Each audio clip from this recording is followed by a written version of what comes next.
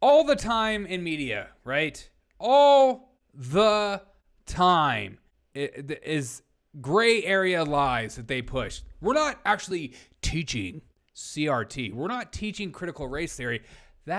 You're taught in law school. And it's just a theory. It's just an idea. It's just a way of seeing things. It's not an actual thing that we're going to push down people's throats to the point where if they don't bend the knee and see how we see, we're going to put them in a category and call them racist and then tell them to leave and counsel them, get rid of them. Let it go, you crazy right-wing conspiracy theorists. And here's a perfect example of CRT being in school. And the media will tell you it's not CRT. It's just being more equitable, even though the CRT has deep roots in Marxist ideology. And they're just so okay with lying to your face. But let's listen to this insane story about our school system. And you think I'm making this up? I'm not. I wish it weren't so. You look at this face. That is the face of a man who says, I can't believe I'm even talking about this because this is stupid. This kind of story concerns me about what America will turn out to be. Listen to this shenanigans. Dan Patrice, tonight's meeting saw more than 40 people speak in a lively school committee meeting here at Barrington High School, and it's one where a lot of people express frustration and confusion. Barrington parents, students, and taxpayers looking for answers. English less important than math or science? After the school district, widely considered one of the best in Rhode Island, decided to remove certain high school honors courses earlier this month. By creating these learning inequalities, you are hurting our town and the students more. Starting next school year, BHS honors programs for English and social studies courses for 9th and 10th graders will not be available. The district says the change makes classes more equitable, but many folks worry the removal hurts students. What deleveling has done is erased a problem, it has not solved it. To remove choice, opportunity, reward, and challenge, and support in the name of fairness for all is just about the most individually unfair thing I've ever heard. Some raise concerns ranging from confusion over course selection all the way to AP readiness. You cannot tell me that removing honors will help our kids be better prepared for AP. It will not. It cannot. Others even calling for action. I implore the school committee to vote to restore honors courses and conceptual courses in the 2022-2023 calendar year. Principal Joseph Hurley says he wants to revisit the change in the coming months. I think part of the issue that we have run into is we've made some very quick decisions on some of these things, and then we've had to backtrack and continue to backtrack. I want this to be done right.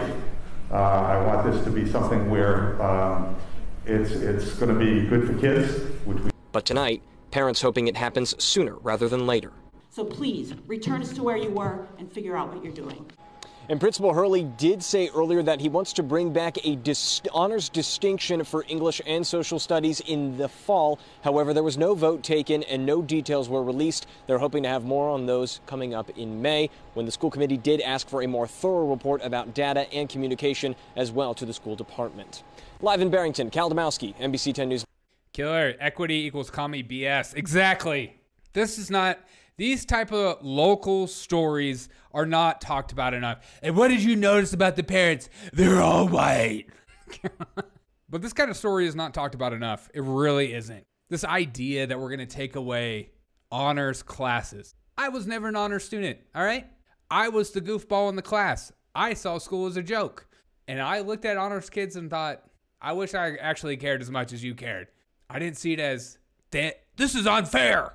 But it's just stripping down the desire for competitive nature and the heartbeat of America, of freedom, of if you try as hard as you possibly can, you give it your all, you study at home, you don't just go home and start your YouTube or Twitch channel and play video games all night like I'm doing right now. You actually study and you learn and you give your life to the school in order to grow and make yourself into something more. They want to take that idea out and they want you just pass through school. We'll get rid of grades. All right? Because grades it's not equitable with grades because there will be people with higher grades than others will be with lower grades, and then they'll feel insignificant and they'll feel like less of a human, and instead of they'll instead of realizing maybe they should have tried a little harder in school or gave more time to the subjects. Yes, there are learning disabilities, of course. There's dyslexia, there is ADHD, and I actually have reading dyslexia. I don't know if you've noticed sometimes when I'm reading, but I have it. But those kids can just have more time and they can just learn differently. There's no excuse for not trying. And this idea that some people are built for school and some people aren't built for it, of course. But that's part of life, where people like myself who just don't do well on tests. It's not my thing. I learn differently, and I also excel in things differently than the people that did do well on tests. Like I could get a group of people together to have a good time. I could throw a killer party, whereas other people couldn't do that for jack. We all have different abilities, and we should lean into those abilities and become better human beings. So instead of encouraging to live outside of yourself and go for the stars, go for the impossible dream, they want to take that away in the name of equity, and then they want them all on the same playing field. And so it doesn't matter how hard you try or how much you excel, you get the same grade as the other kid who didn't try at all. And what does that mean? What kind of system is that when no matter how hard you try, no matter what you do, no matter what skills you possess, no matter how many hours you work, you get the same pay, the same grade as the kid who didn't try at all? What is that called? A union! God. But this kind of stuff is why I left education, because I saw it coming down the pipe.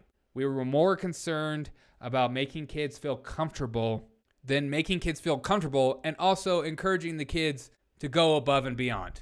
And that it's okay that some kids are just more gifted in some of these areas. In fact, it's a good thing in America to have kids who are really good at math, are really good at science, can memorize stuff, because then they can progress us as a society and a nation together.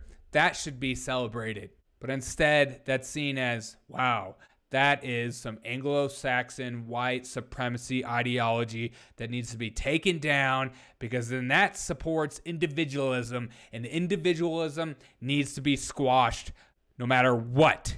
We can't have these kids knowing that they can make it on their own if they just try as hard as they possibly can. They need to know it's the system that allows them to continue around the same route as everyone else, because we're all the same, no matter what.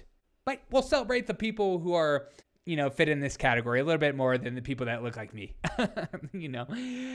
Useful idiots. They gotta have them, don't ya? Praise God.